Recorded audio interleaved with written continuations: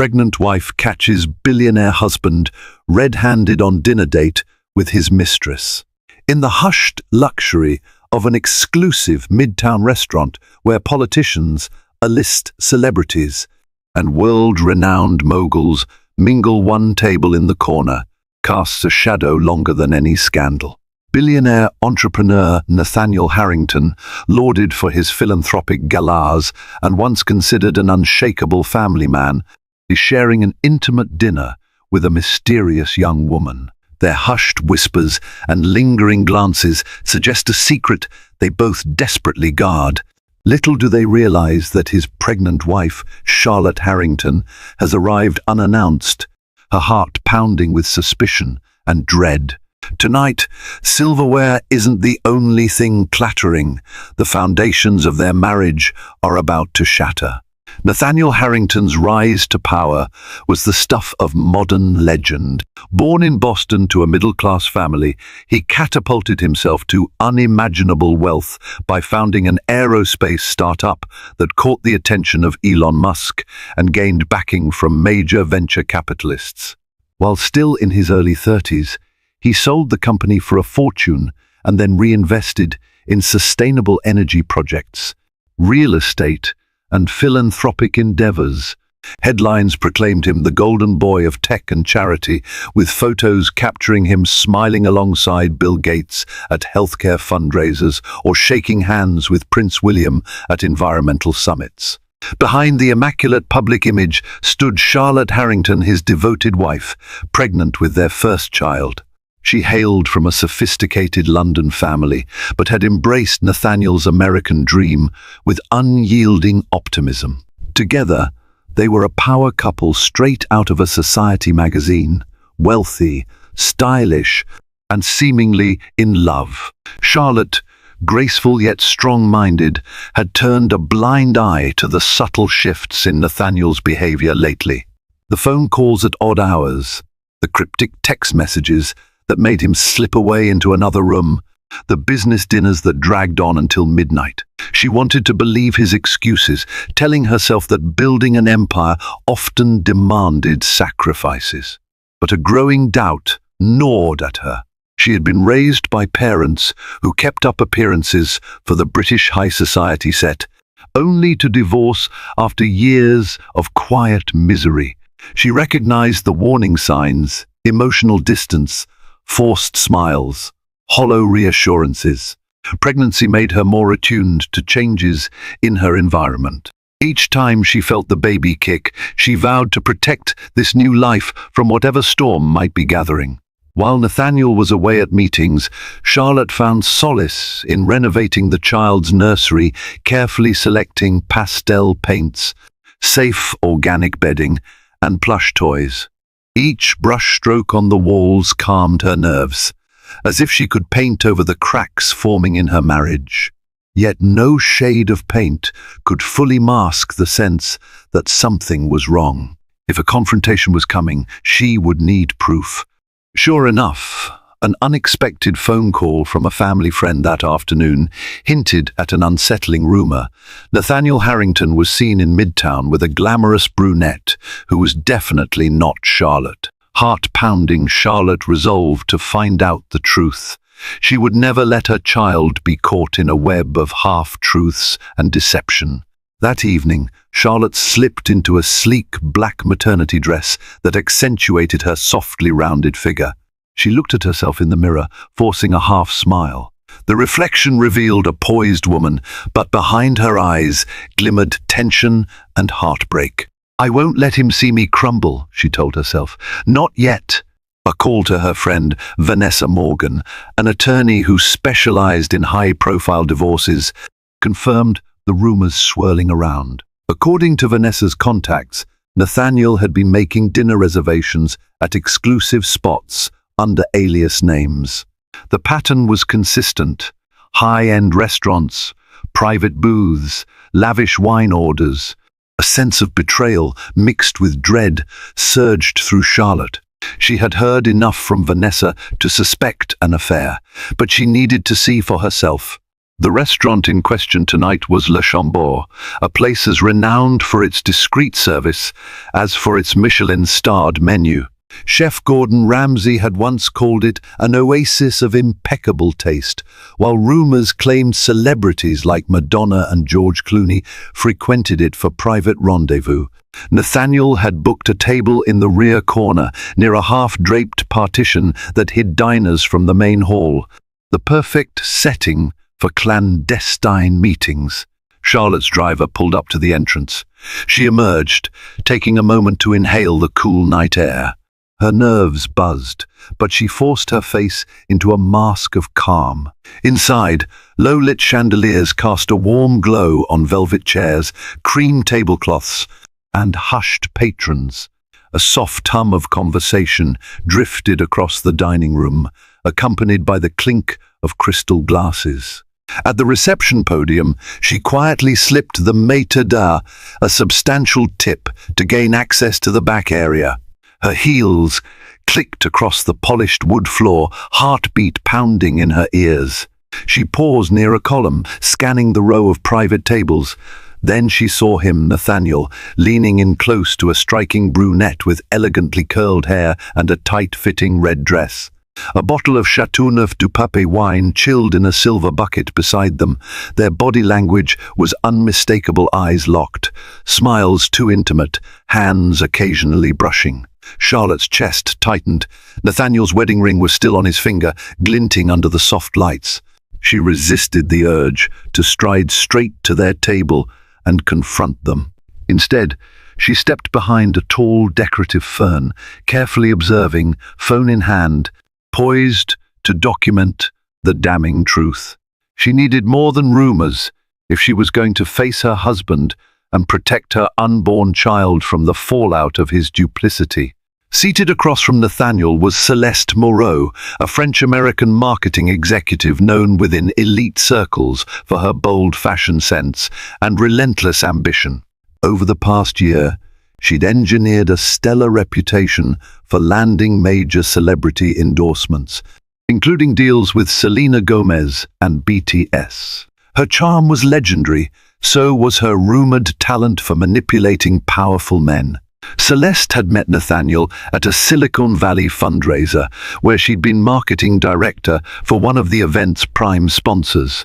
They'd bonded over a shared interest in environmental philanthropy. He boasted about his plan to build green tech labs worldwide, while she dazzled him with her global network of brand influencers. One lavish business dinner turned into another, the conversation drifting from philanthropic strategies to personal confessions. Celeste skillfully played the sympathetic listener to Nathaniel's complaints about work stress and the pressure of impending fatherhood. Soon, texts escalated into late-night phone calls. Before long, Nathaniel invited her to discreet meetups in New York, promising to fund her upcoming marketing startup. Flattered by his attention, Celeste reveled in the clandestine nature of their association. With his handsome looks, wealth, and famous name, Nathaniel was the perfect trophy conquest. Yet Celeste didn't fully realize the magnitude of her actions until that particular evening at Le Chambord. She studied the anxious glint in Nathaniel's eyes, the way he scanned the room every time someone passed by. Deep down, she suspected the risk of exposure was higher than ever. Gossip networks across the city thrived on high-profile scandal. If someone recognized them, if they were photographed, her career would either skyrocket from infamy or implode from bad press. But Celeste's ambition overshadowed caution. She leaned forward, lightly grazing her fingertips over his wrist as she whispered, "You look worried." Her voice was as smooth as the velvet seat cushions. "You're sure we won't be recognized?" Nathaniel forced a smile, hoping to appear unruffled. Positive. The staff here valued discretion. In truth, a shiver of guilt rippled through him as he recalled Charlotte's face, how it lit up whenever they talked about their future child. But those thoughts were fleeting. Celeste's allure was potent, and the taste of danger amplified his attraction to her. From behind the decorative foliage, Charlotte clenched her phone, snapping discreet photos. Each captured frame hammered home her worst suspicion. Her husband, father of her unborn child, was here with another woman. She had to steel herself. There would be no going back after what she was about to do. Charlotte's heart thumped so violently that she worried the entire restaurant could hear it. Yet she steadied her trembling hands. She knew it was time. Le Chambord had been the stage for many private deals and hush-hush encounters, but seldom had it witnessed a confrontation like the one about to unfold. With a silent exhale, she emerged from behind the decorative fern and glided toward the table. The hush that fell over the surrounding diners signaled that her carefully chosen black maternity dress and resolute posture commanded attention. As she approached, Nathaniel looked up. The horror in his eyes was instant, mirroring the dread she had carried for weeks. He stood, knocking over his half-finished glass of wine in the process. Celeste's eyes widened, and she tried to regain her composure by adjusting the strap of her red dress. Neither could conceal their guilt. Charlotte's voice was low, but trembled with emotion. "May I join you for dinner?"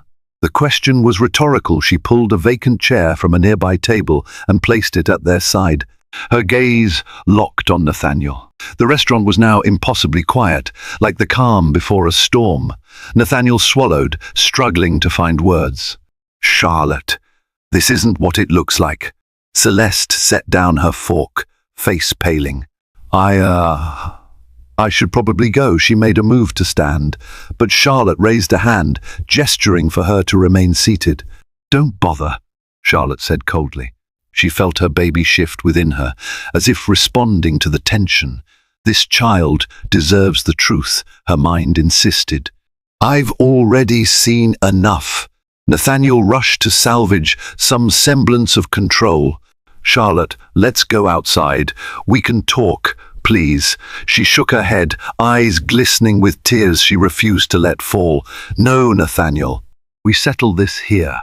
You've humiliated me, so I have nothing to hide from these people." A few tables over, a man in a tailored suit who looked suspiciously like a tabloid journalist was discreetly lifting his phone. Charlotte suspected photos were being taken.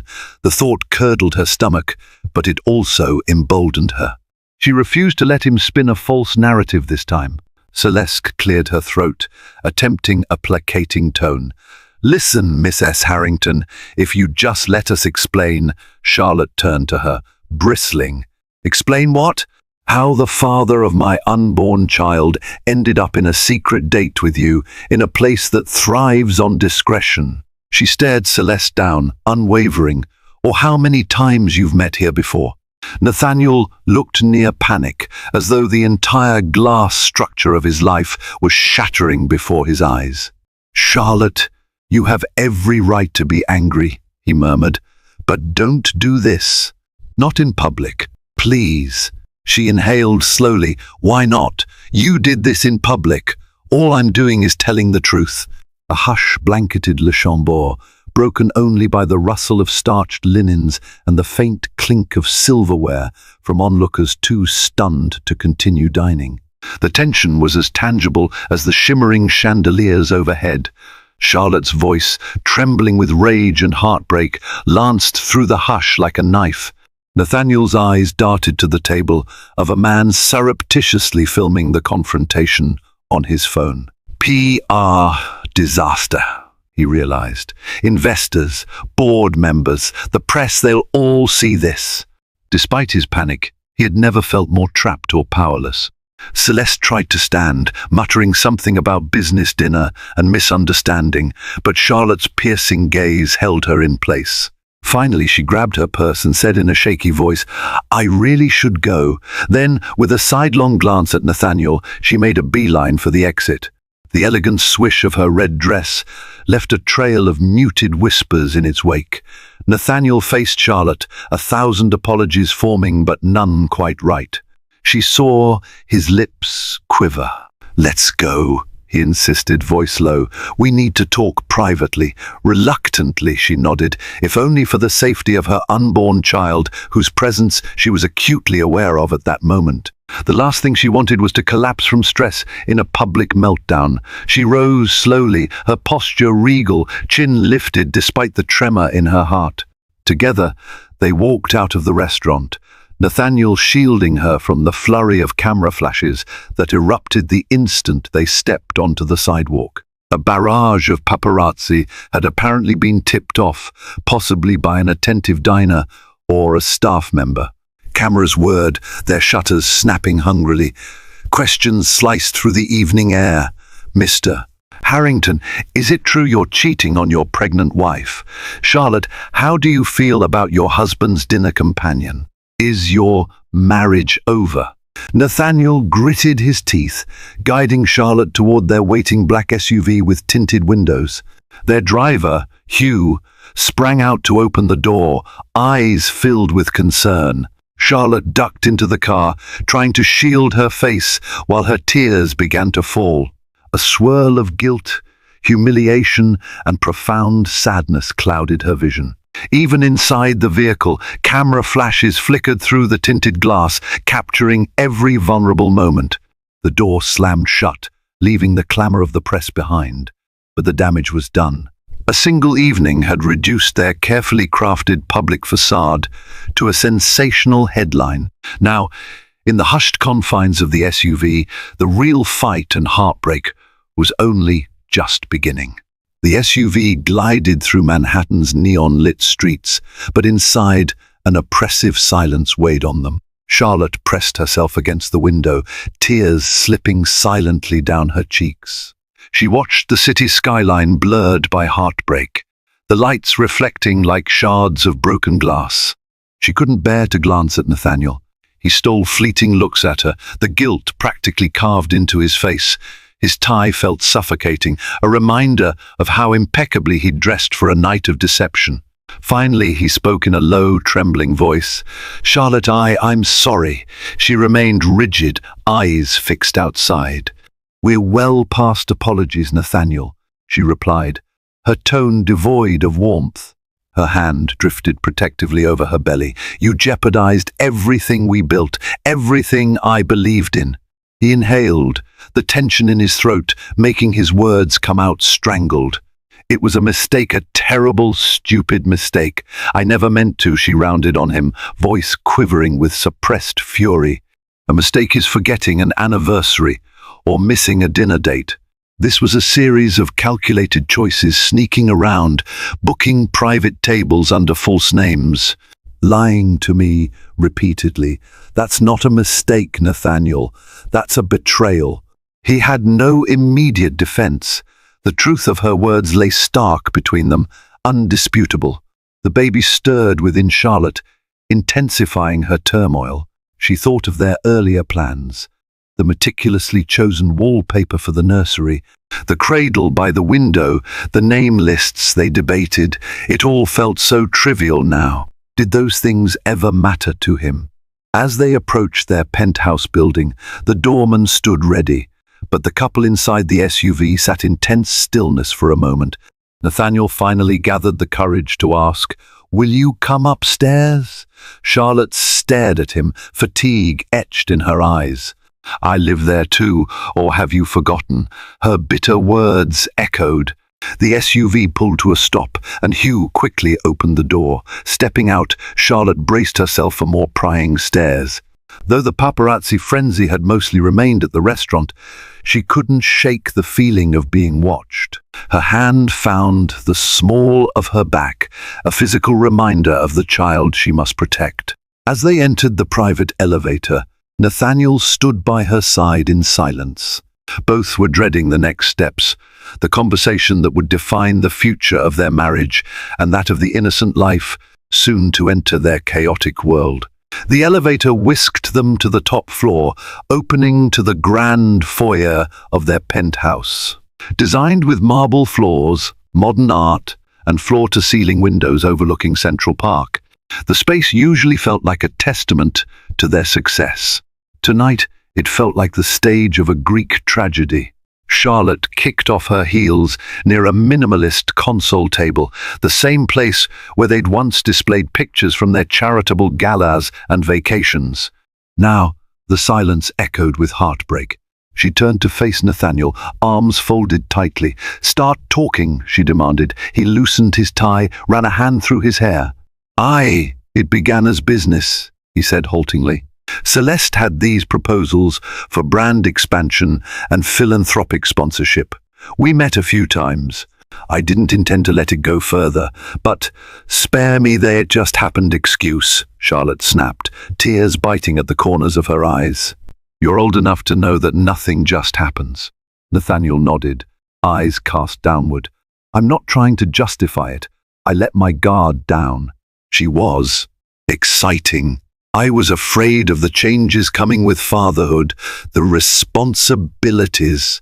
I felt cornered, overwhelmed, and I'm sorry, truly sorry. Charlotte's lip trembled. "Overwhelmed? I'm the one carrying this baby," she retorted, voice shaking. "Did you ever think about me? About what this stress would do to my health or to our child?"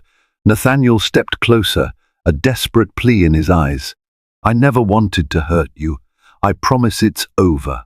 I'll do anything, therapy, counseling, you name it. Just don't shut me out."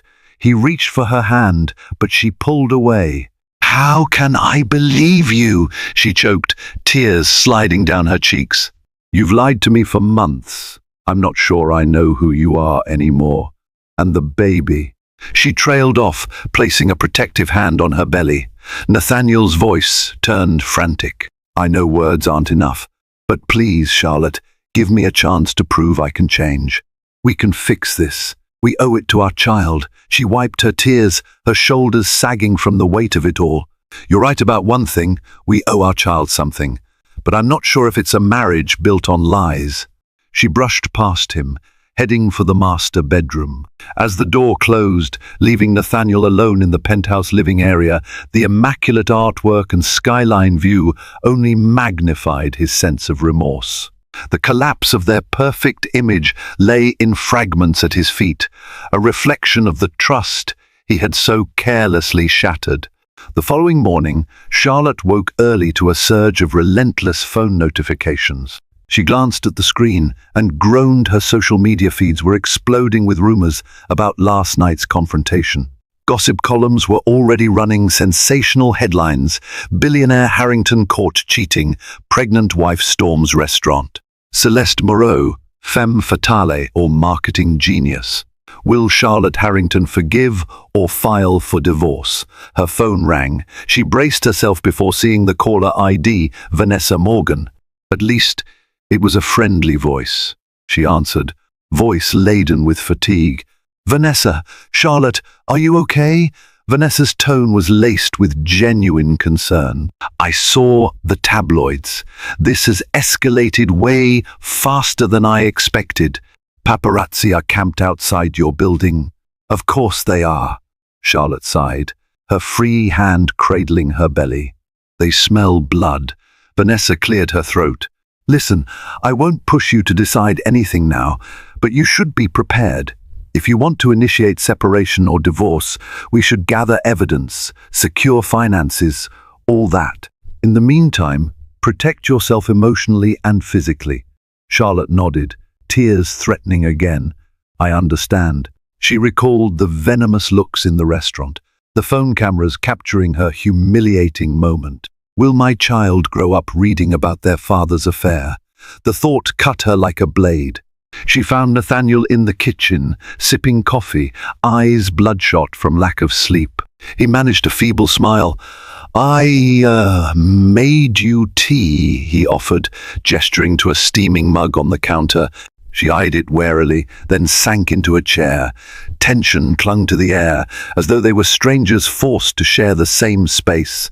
"You've seen the headlines, I assume," she said quietly. He nodded. "It's all over business channels too. My PR manager, Edward Vanderbilt, has been calling non-stop. Our stock prices dipped slightly this morning. Major investors like Alexander Pierce are demanding explanations." Charlotte fought a wave of bitterness. So your concern is damage control for your empire. Nathaniel set his coffee aside, rubbing his temples. I'm concerned about everything, Charlotte. I don't want to lose my business or my family. She took a shaky breath, staring into the tea.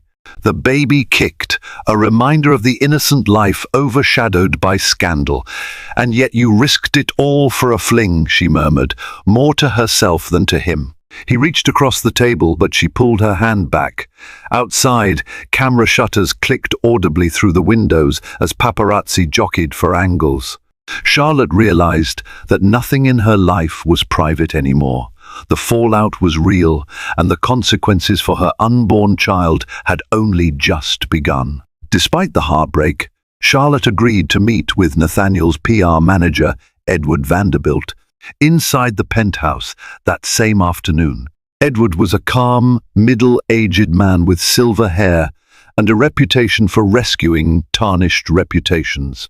He arrived carrying a leather briefcase and wearing a polite, if strained, expression. They gathered in the penthouse living room, the curtains drawn to keep paparazzi lenses at bay. Edward cleared his throat, flipping open a sleek tablet. First, Charlotte, I want to express how sorry I am for what you're going through, he began, choosing his words carefully. This scandal affects all of us, but it's obviously most devastating to you personally. She gave a curt nod, arms folded protectively. I appreciate the concern, Mr. Vanderbilt. But let's not pretend your priority isn't salvaging Nathaniel's public image. Edward managed a thin smile. Public relations is my job, yes, but I also want to help you both navigate this in a way that minimizes long-term damage to the family, and particularly to your child. Nathaniel, seated beside Charlotte on the couch, looked pale. He watched Edward's every move with anxious eyes, as though expecting instructions on how to fix an unfixable situation. Edward glanced at his tablet. We have a few potential strategies. One is to release a joint statement, an acknowledgement of personal struggles, a vow to work on the marriage, and a request for privacy.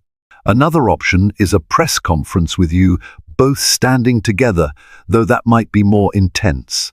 Charlotte tensed. The mere idea of publicly standing by Nathaniel, arm in arm, felt insulting. A staged display of unity? It's too soon, she said tersely. I'm not even sure I want to save this marriage. Nathaniel inhaled sharply, pain flickering across his features, but he stayed silent.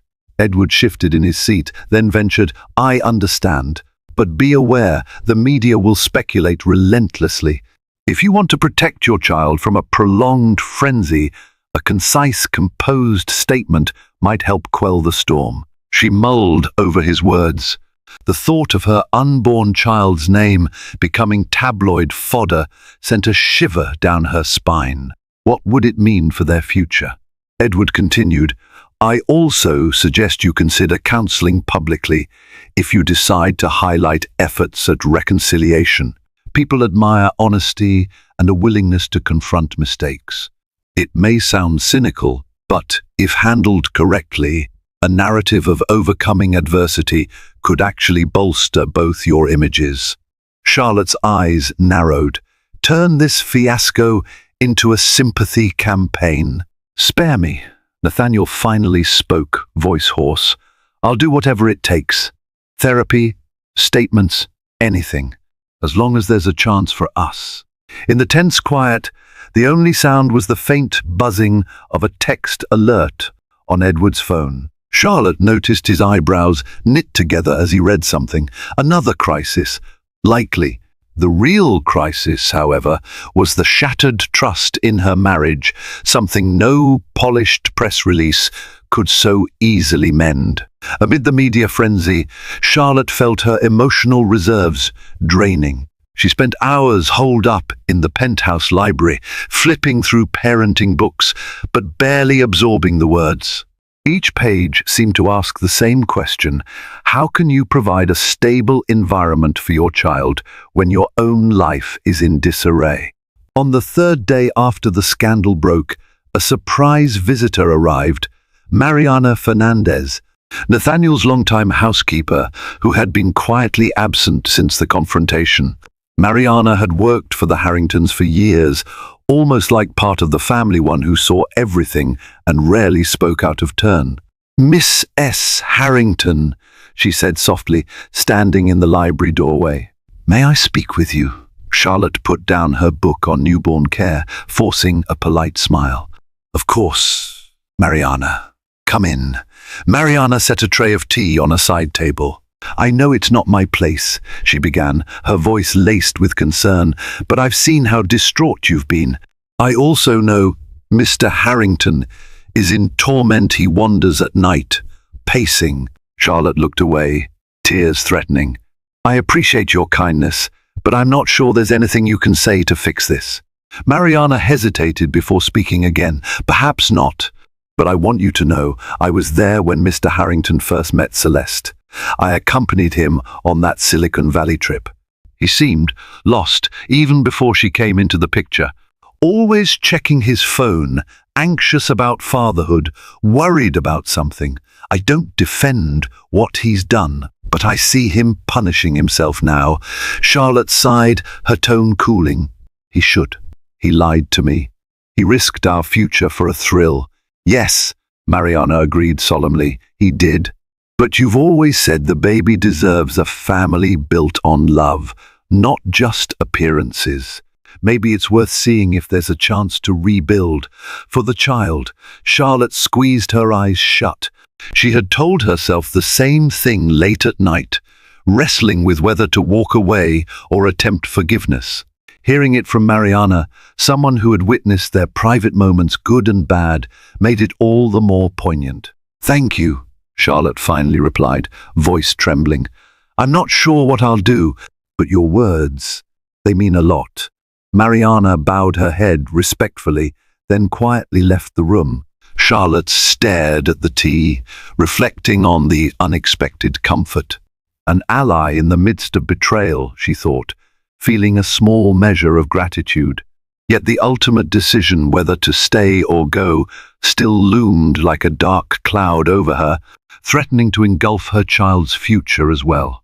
While Charlotte battled her inner turmoil, Celeste Moreau navigated a different kind of fallout. Her phone buzzed incessantly with calls from gossip writers seeking exclusive interviews, brand partners worried about negative press, and even a tabloid TV show offering a large sum for a sit-down. The torrent of attention was both intoxicating and terrifying.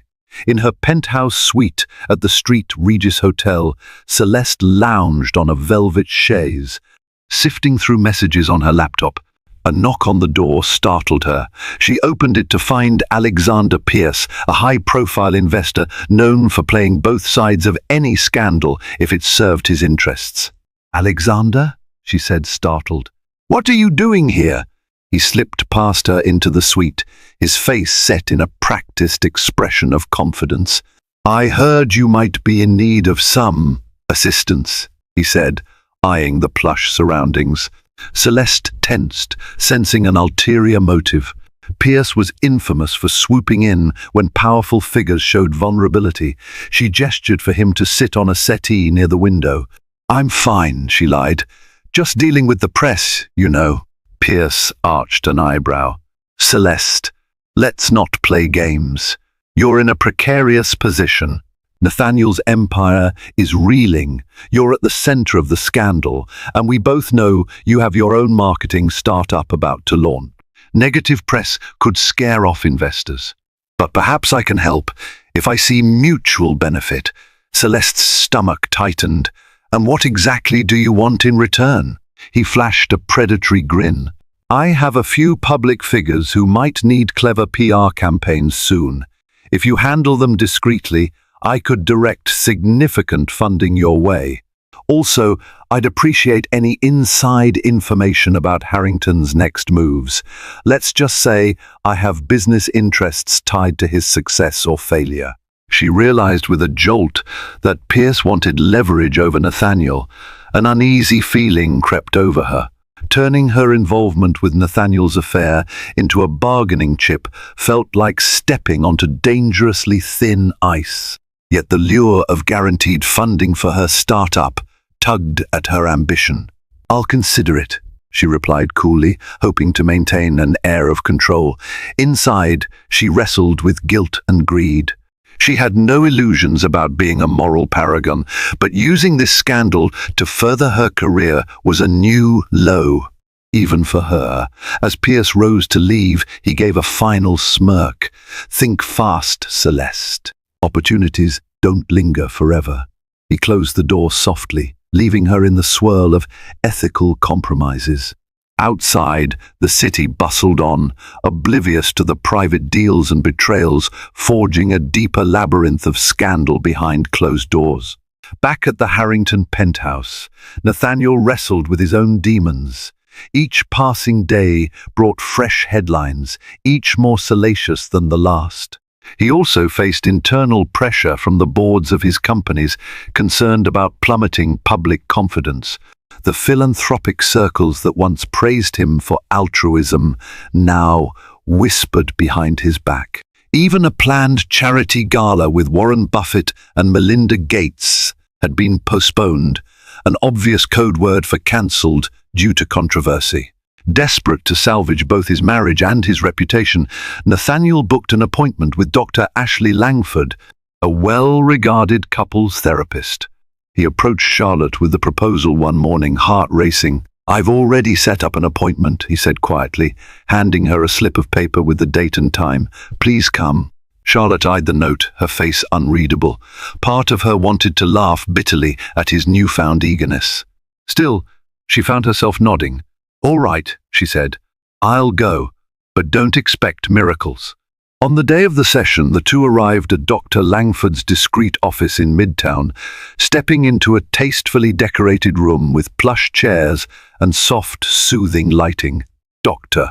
Langford, a poised woman in her 50s, greeted them warmly. She invited them to sit, offering tea.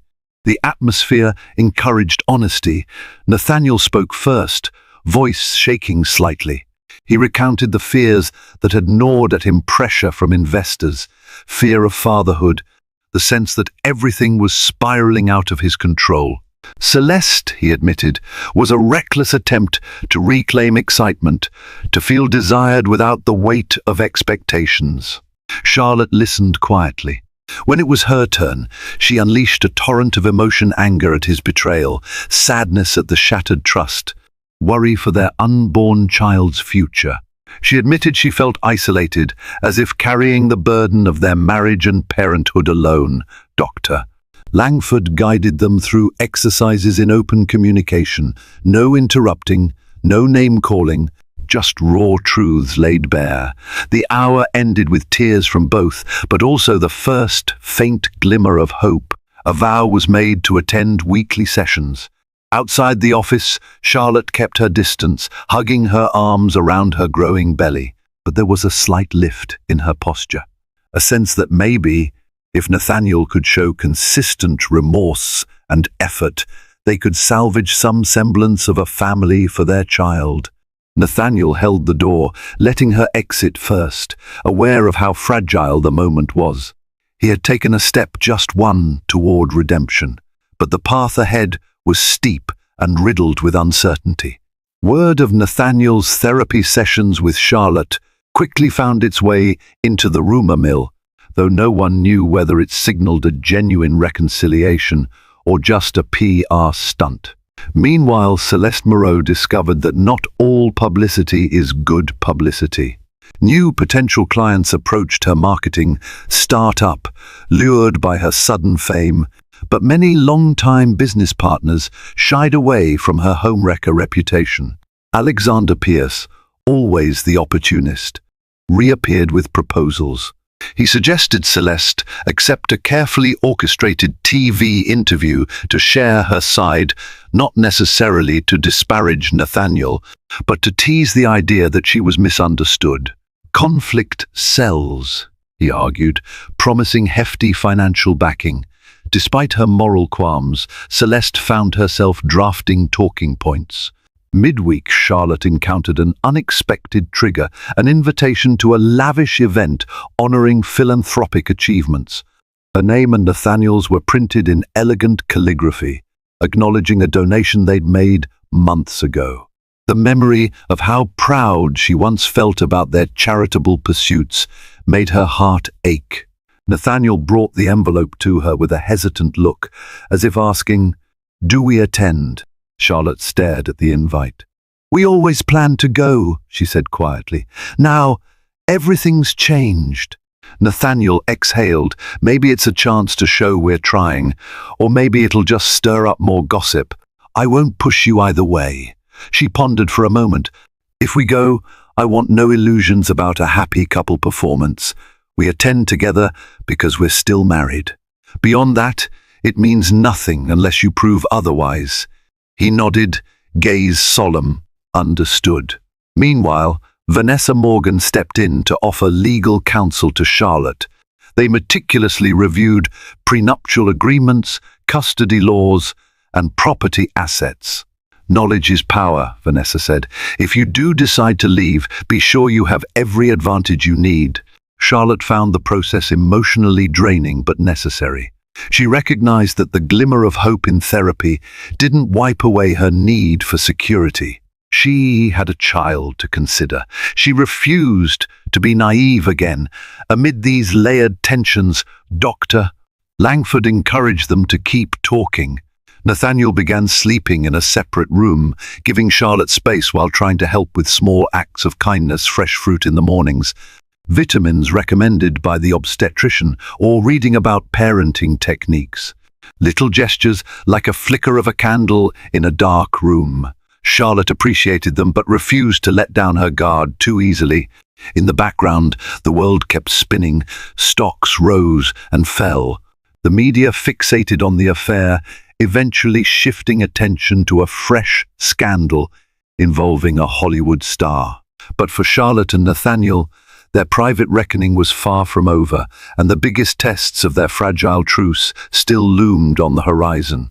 The night of the philanthropic gala arrived with all the usual pomp and circumstance.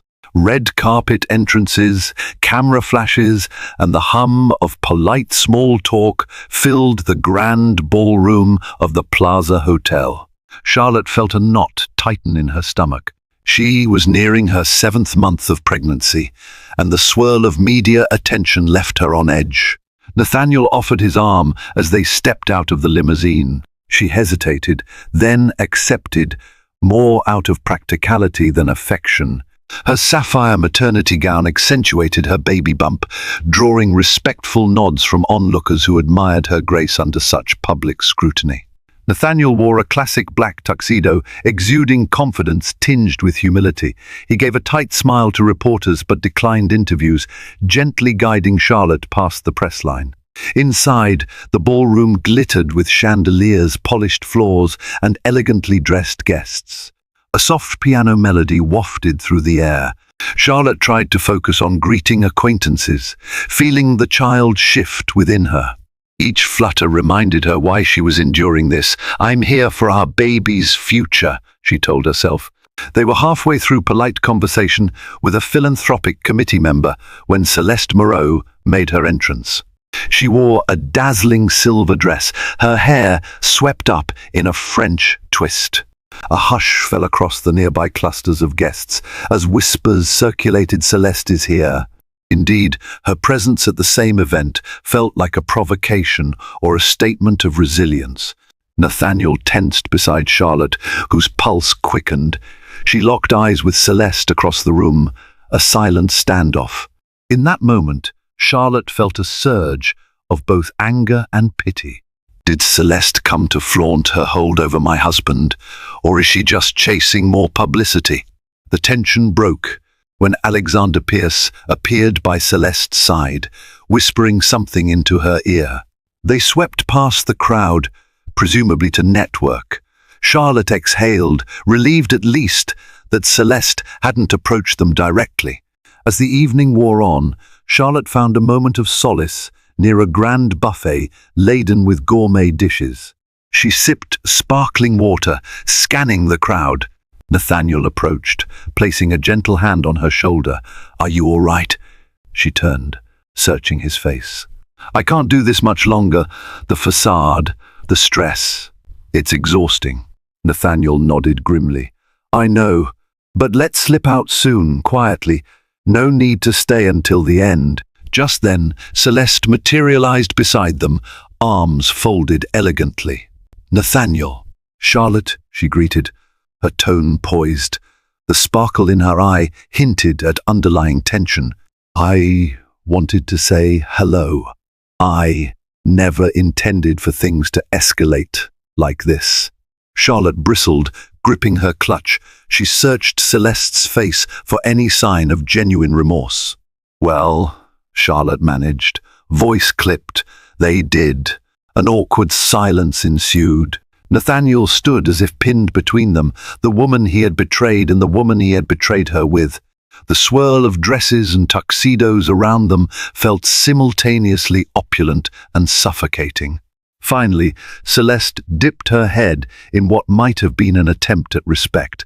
"I'll leave you both to your evening. Congratulations, Charlotte, on your pregnancy. Truly." With that, she vanished into the crowd. Charlotte blinked, letting out a breath she hadn't realized she was holding. Nathaniel touched her elbow gently. "Let's go home," he whispered.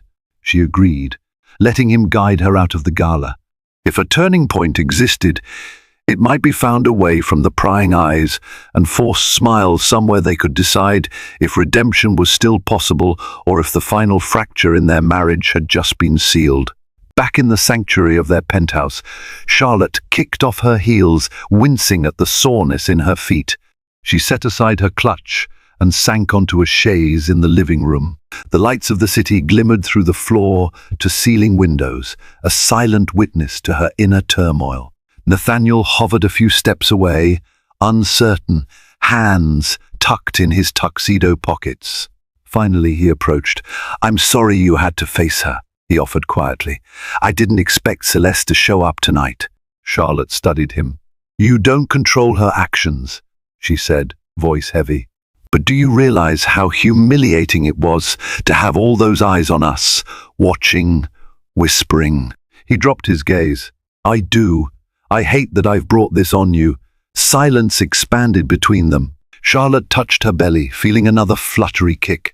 In that moment, the months of tension, heartbreak, and fleeting hope coalesced into a single question: do we still have a future together? Nathaniel seemed to sense her thoughts. He knelt down beside the chaise, his voice earnest. "I know you can't trust me easily, but I promise you, Charlotte, I'll keep going to therapy. I'll keep being honest with you, no matter how hard it is. I know words mean little now, but let me show you through action." She closed her eyes. Memories washed over her, the night they danced under fairy lights in the Hamptons, the morning he proposed with a trembling smile, the ultrasound appointment where they first heard the baby's heartbeat. How had it come to this? At length she spoke. "I'm not sure if I can ever look at you the same way. The betrayal runs deep, but part of me can't let go. Maybe it's foolish, but for our child's sake, I'm willing to see how your actions line up with your words." Nathaniel exhaled, relief mingling with anxiety. "Thank you," he whispered. "You won't regret it." She stood, heading toward the bedroom. "Don't make promises you can't keep," she warned softly. "We'll keep therapy sessions. We'll decide, day by day, if this marriage can be salvaged. But if you slip even once—" He rose, nodding gravely. "I understand." As she disappeared behind the bedroom door, Nathaniel was left alone, heart pounding with a mix of hope and dread. Outside, the city lights sparkled like distant stars, hinting at possibilities. Could there be redemption in the cracks of this broken marriage? Only time and the perseverance of two wounded hearts would tell. Weeks passed. The tabloids moved on to other scandals, but the echoes of betrayal lingered in the Harrington home.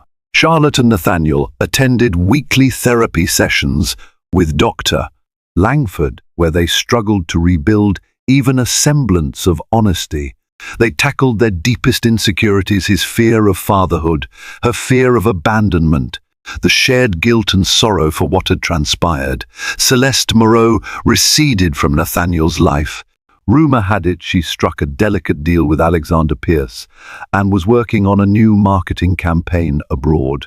Whether she truly regretted her role in the affair remained ambiguous, but she kept her distance, and for that, Charlotte was grateful. In small ways, Nathaniel showed growth.